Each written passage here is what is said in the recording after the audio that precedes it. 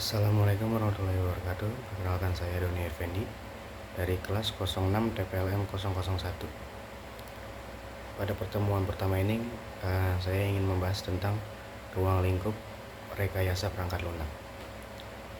Langsung saja ya. 1. Sejarah RPL atau yang biasa disebut dengan rekayasa perangkat lunak.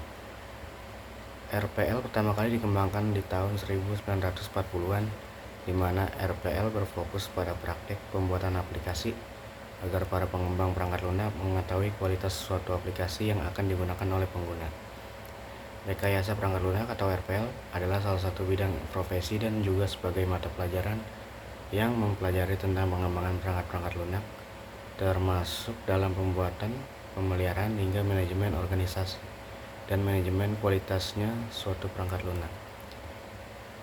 IEEE PC Society mendirikan pemrograman komputer sebagai metode untuk menerapkan cara yang dibangun terkendali dan terukur.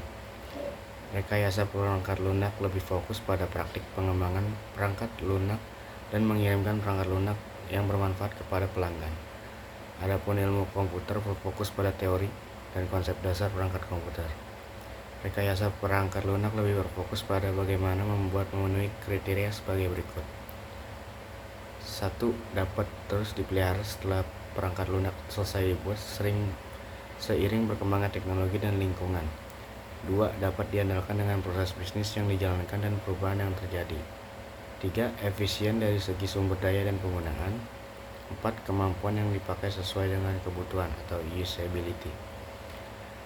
Dari kriteria di atas, maka perangkat lunak yang baik adalah perangkat lunak yang memenuhi kebutuhan pelanggan atau user, atau berorientasi pada pelanggan untuk memakai perangkat lunak, bukan berorientasi pada pembuat atau pengembang perangkat lunak. RPL secara garis besar disepakati sebagai software engineering, merupakan pembangunan dan menggunakan nilai prinsip atau konsep rekayasa dengan tujuan menghasilkan perangkat lunak yang bernilai ekonomi, yang dipercaya dan bekerja secara efisien dengan menggunakan mesin. 2. Perspektif pemrograman komputer.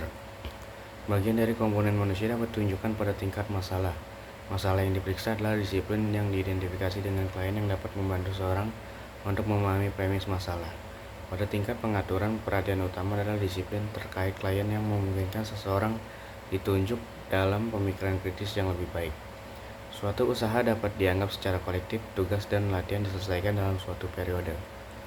Sudut pandang mencakup kumpulan aset singkat yang bertemu untuk menangani suatu masalah.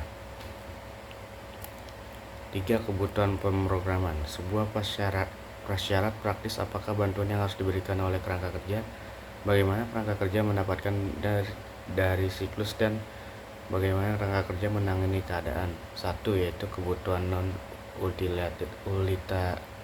utilitarian. 2. Rencana pemrograman.